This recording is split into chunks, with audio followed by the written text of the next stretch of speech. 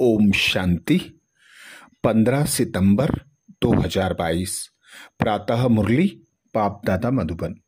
बाबा बोले, मीठे बच्चे, इस दुख के घाट पर बैठ शांति धाम और सुख धाम को याद करो। इस दुख धाम को भूल जाओ, यहां बुद्धि भटकनी नहीं चाहिए। मीठे बच्चे, इस दुख के घाट पर बैठ शांति धाम और सुख धाम को याद करो। इस दुख धाम को भूल जाओ, यहां बुद्धि भटकनी नहीं चाहिए। अर्थात स्वयं भगवान निराकार परमात्मा हम बच्चों का पिता, हम बच्चों को दुख की दुनिया से मुक्त कर सुख की दुनिया में ले जाने के लिए आते हैं।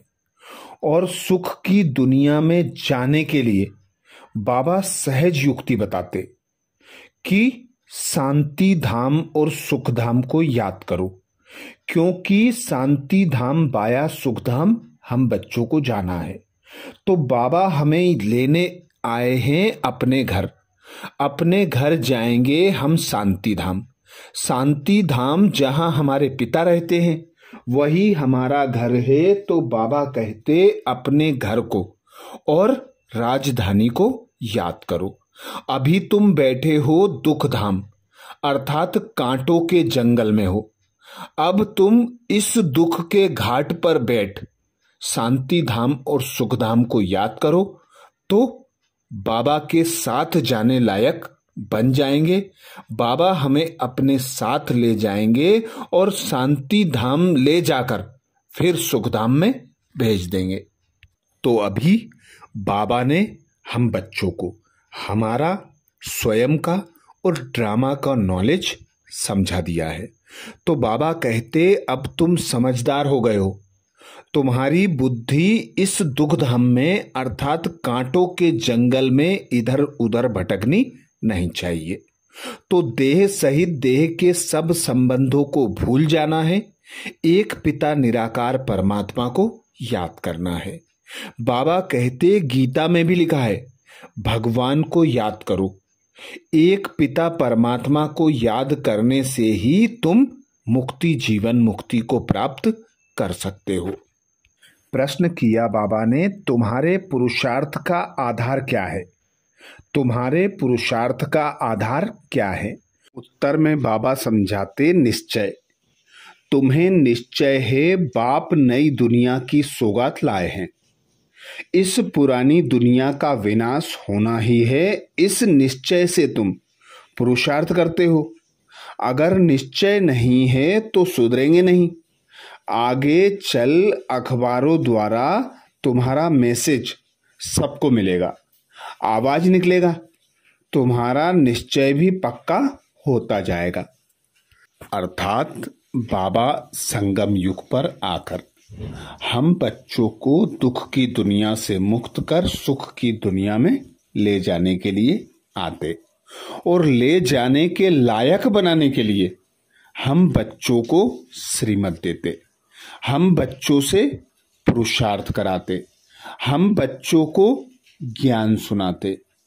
तो बाबा पर निश्चय बुद्धि होकर जो बच्चे पुरुषार्थ करते हैं, अपने लक्ष्य को स्मृति में रख जो बच्चे पुरुषार्थ करते हैं, ड्रामा की स्मृति को रख जो बच्चे पुरुषार्थ करते हैं, वे ही बच्चे बाबा कहते पुरुषार्थ में पास होते हैं, नर से नारायण बनते हैं, दुख की दुनिया से निकलकर सुख की दुनिया में जाते हैं। अभी तुम बच्चों का मैसेज सर्व आत्माओं तक पहुंचना है। बाबा कहते बच्चियां तो सब जगह जाएंगी नहीं। कितने देश हैं, कितनी भाषाएं हैं, कितना दूर दूर जाएंगी। हर एक आत्मा को बाबा का परिचय मिलना है जो अखबारों से मिलेगा। तो मैसेज अखबारों के द्वारा विश्व के कोने कोने में जाना है। बाबा श्रीमत देते हैं अब निश्चय बुद्धि होकर पुरुषार्थ करो। Om Shanti. Tower of silence और टावर ऑफ सुख तुम बच्चे यहाँ बैठे हो तो तुम्हारी बुद्धि घर में जानी चाहिए।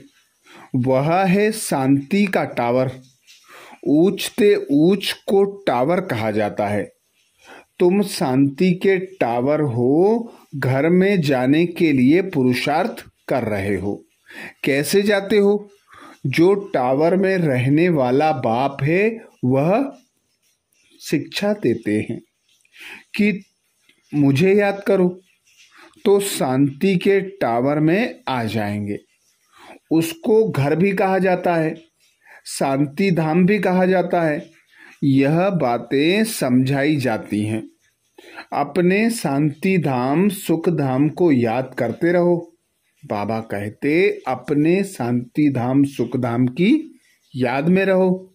नहीं रह सकते हो तो गोया जंगल में कांटे हो, इसलिए दुख भासता है। अपने को शांति धाम के निवासी समझो। अपने घर को याद करना है, भूलना नहीं है। घर है ही बाप का, यह है ही दुख का घाट।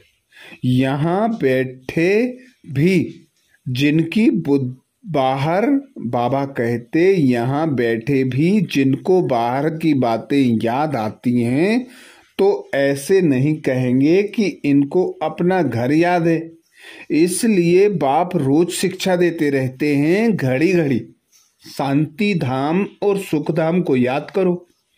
गीता में भी बाप के महावाक्य हैं कि मुझे याद करो। भगवान क्या बनाएंगे? बाबा कहते भगवान क्या बनाएंगे? स्वर्ग का मालिक बनाएंगे। और क्या?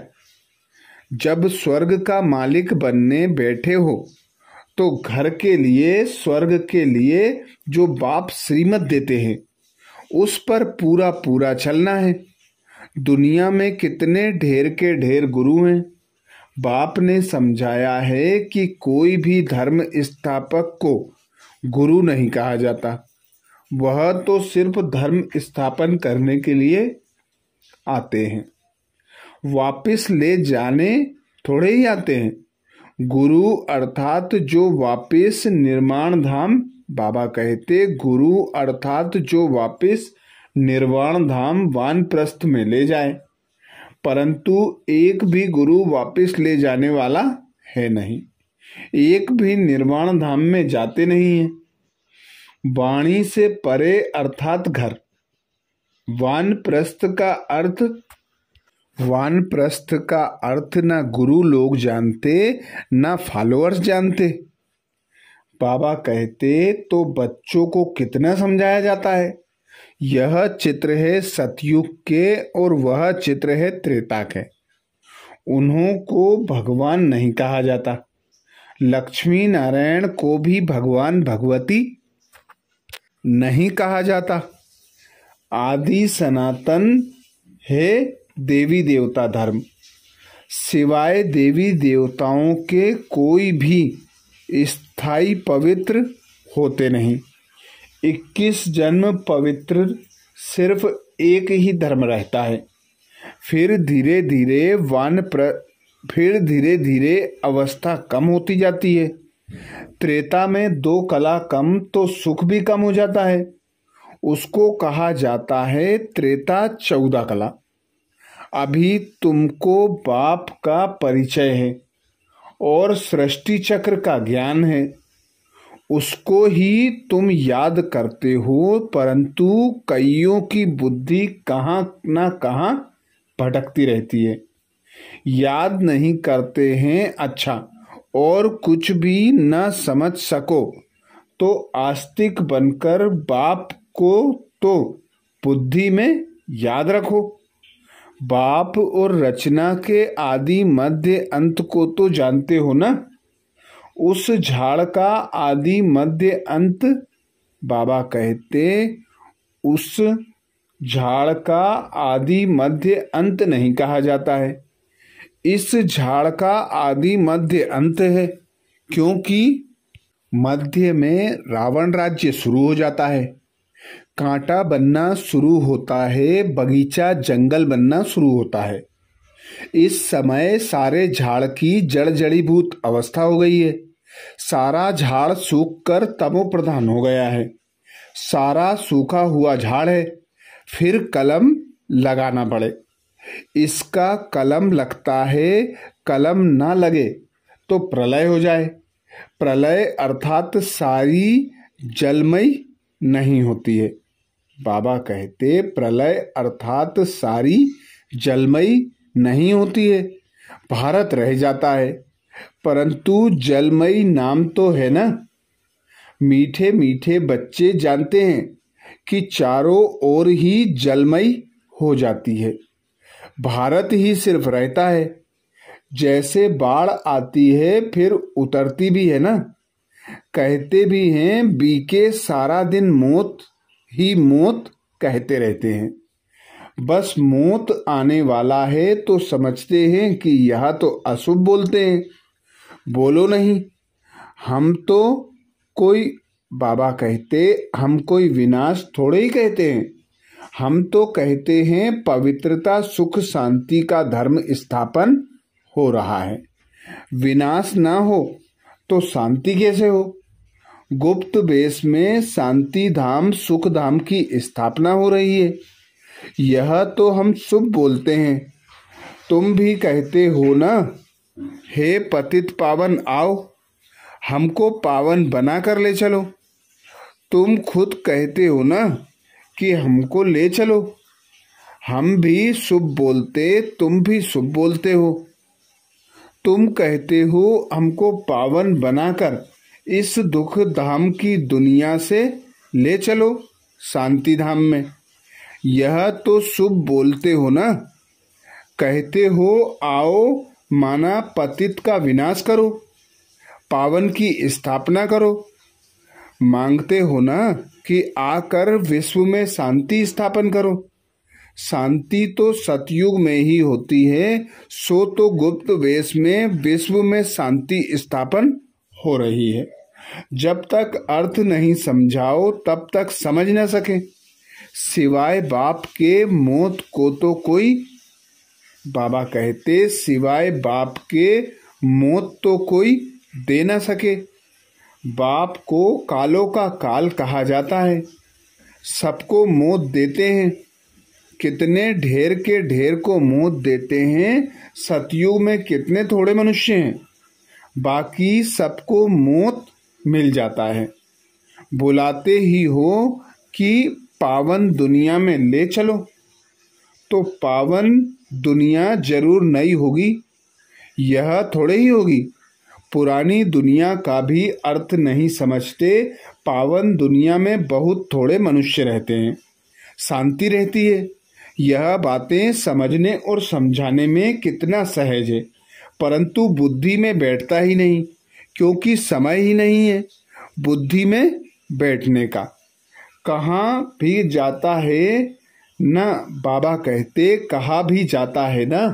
कुंभकर्ण की नींद में सब सोए पड़े हैं, यह भी नहीं जागेंगे।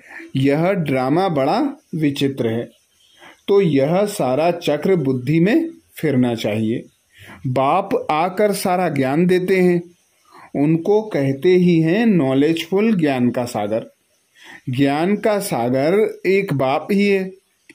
तुम जानते हो पानी के सागर कितने हैं।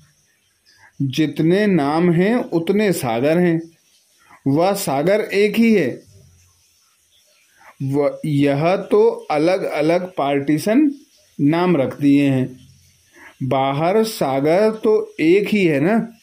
वास्को डिगामा भी सारा चक्र लगाए, फिर वहां ही आकर खड़ा हो गया। तो सागर एक ही है, बीच में टुकड़ा टुकड़ा अलग अलग बना दिया है। धरनी भी सारी एक ही है, परंतु टुकड़ा टुकड़ा हुई पड़ी है। तुम्हारा राज्य होता है तो एक बाबा कहते तुम्हारा राज्य होता है तो धरनी भी एक ही होती है, राज्य भी एक होता है, नो टुकड़ा टुकड़ा।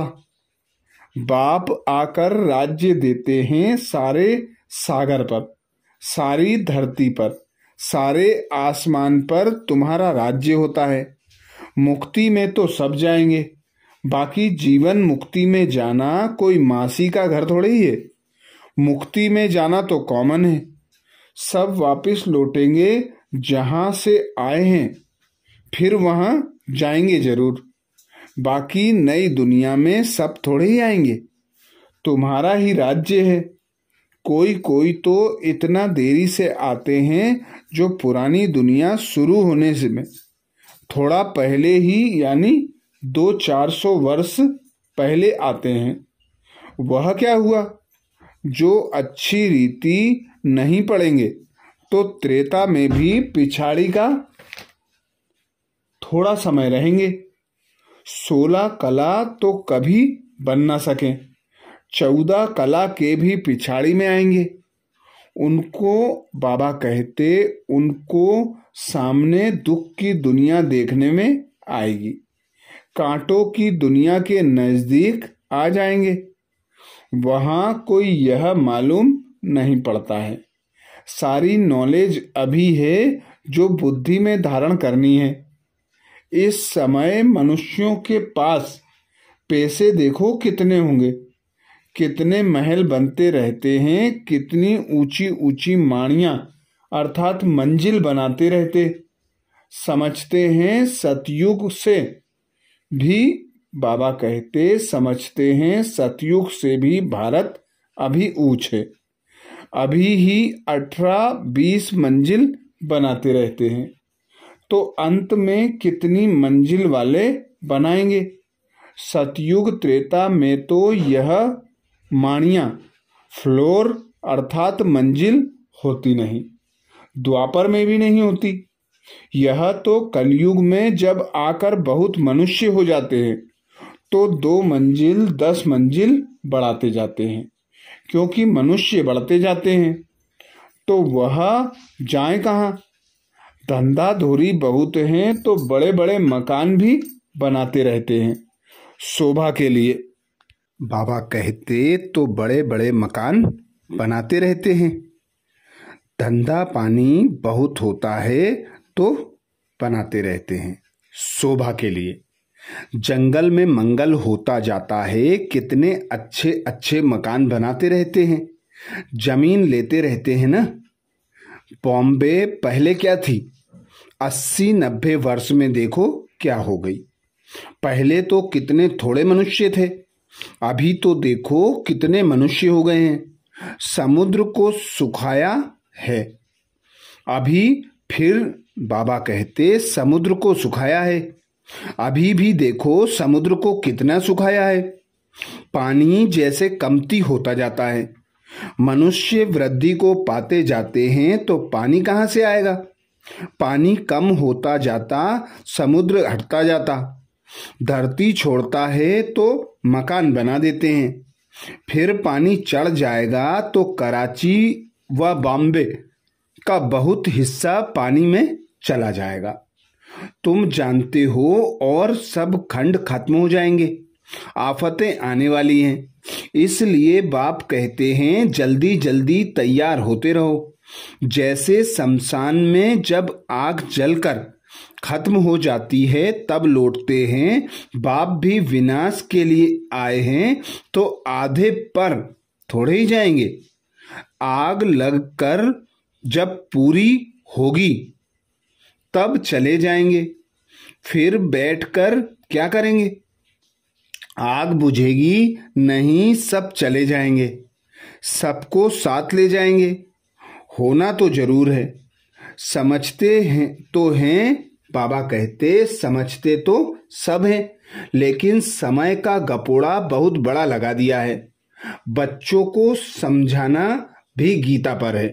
गीता एपिसोड है ना, जिसमें देवी देवता धर्म की स्थापना हो रही है। वहां एक ही धर्म होगा, बाकी सब धर्म विनाश हो जाएंगे। सिर्फ यह गीता ही है जो भगवान ने गाई है। मनुष्यों ने भक्ति मार्ग के लिए बैठ शास्त्र बनाए हैं।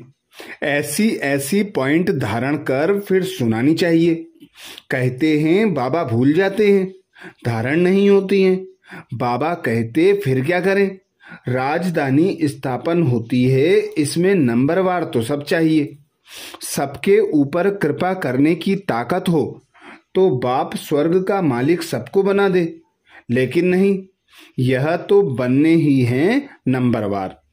यह कोई भी समझ सकते हैं कि भगवान आया हुआ है, भगवान जरूर स्वर्ग की सौगात ले आएंगे। नई दुनिया स्थापन करने आते हैं तो जरूर संगम पर ही आएंगे। नई दुनिया स्थापन करने तुम सुनते हो, बाबा कहते तुम सुनते हो और निश्चय से पुरुषार्थ करते हो। जिनको निश्चय ही नहीं वह कब सुधरेंगे ही नहीं।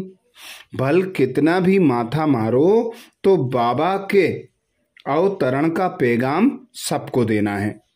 बाबा कहते हैं तो बाबा के अवतरण का पैगाम सबको देना है, मैसेज देना है, आगे चल अखबारों में पढ़ ही जाएगा। जैसे तुम्हारा नाम बदनाम भी अखबारों द्वारा हुआ, फिर बाला भी अखबारों द्वारा ही होगा। दुनिया तो बहुत बड़ी है, सब जगह तो तुम बच्चियां जा नहीं सकेंगी। कितने ढेर शहर हैं, कितनी ढेर ढेर भाषाएं हैं। अखबारों द्वारा सब जगह आवाज पहुंच जाता है।